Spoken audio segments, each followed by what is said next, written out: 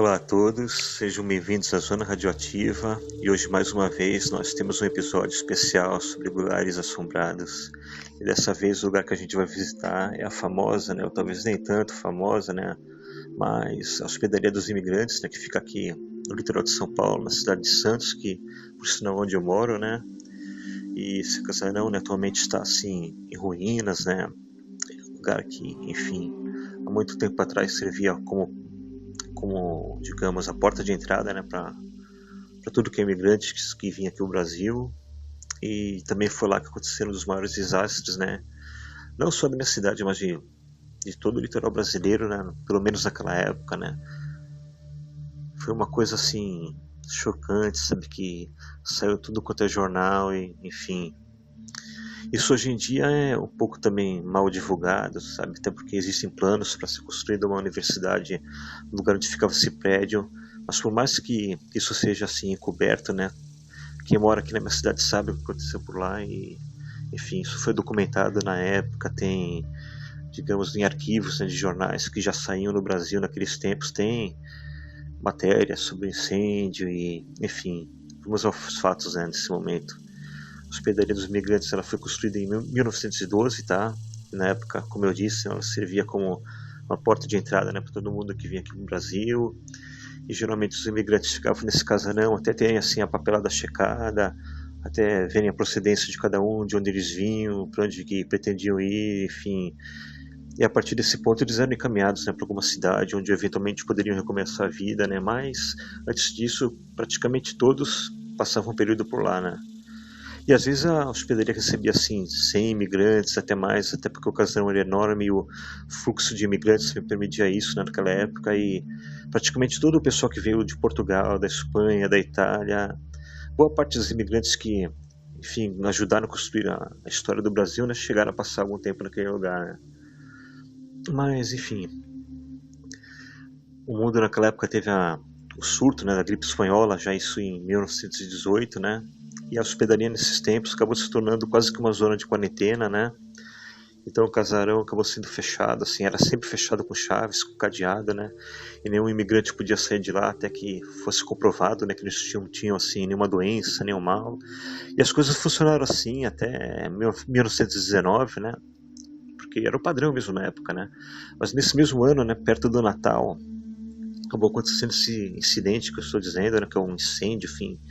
Pegou fogo em tudo lá no casarão e na ocasião mais de 90 imigrantes acabaram morrendo, até porque eles estavam presos e não tinha como sair de lá, E depois disso o casarão ficou uns tempos fechado, Até porque naquele período já a gripe espanhola estava chegando no final, já estava, enfim, passando, E o casarão acabou perdendo esse uso que tinha antes, como uma zona de quarentena, até porque nessa época os imigrantes já estavam chegando e sendo encaminhados para outro local, sem ter que passar por lá.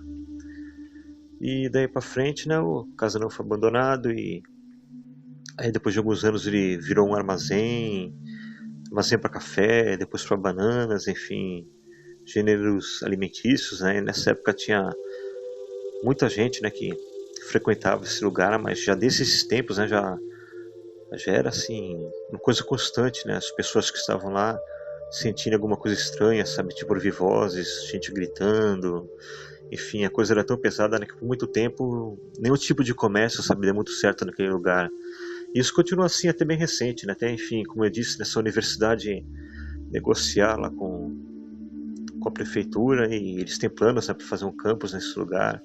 Tanto que hoje o casarão está lacrado, mas ainda hoje, mesmo do lado de fora, se for assim de madrugada ou tarde da noite, ainda é possível de se ouvir vozes, sabe, vindo de dentro do casarão, gritos, E eu digo isso porque eu já passei uma noite lá dentro, mas isso antes de terem lacrado, alguns anos antes, E já lá nas ruínas, enfim, eu cheguei a sentir, sabe, aquela energia pesada, cheguei a ouvir vozes, choro também.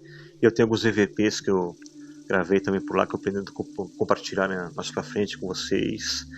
Mas o que eu digo é que para qualquer um que quiser vir aqui em Santos, se quiser comprovar mesmo, que o lugar é assombrado, sabe, fiquem à vontade, sabe que apesar da localização dessa casa ser um pouquinho perigoso hoje em dia, é um lugar que, digamos que é um dos lugares mais intensos, assim, em termos de atividades paranormais. Então vale a pena a visita, né? Porque mesmo do lado de fora, dependendo da hora do dia, ainda é bem possível, né? A gente ouvir gente gritando, choro, enfim, só ainda até lá para saber mesmo como que é a experiência, né? Mas eu recomendo, sabe? Recomendo para todo mundo, né? Então fica a dica, né? Para quem quiser, a hospedaria dos imigrantes não, a hospedaria dos, a hospedaria dos imigrantes.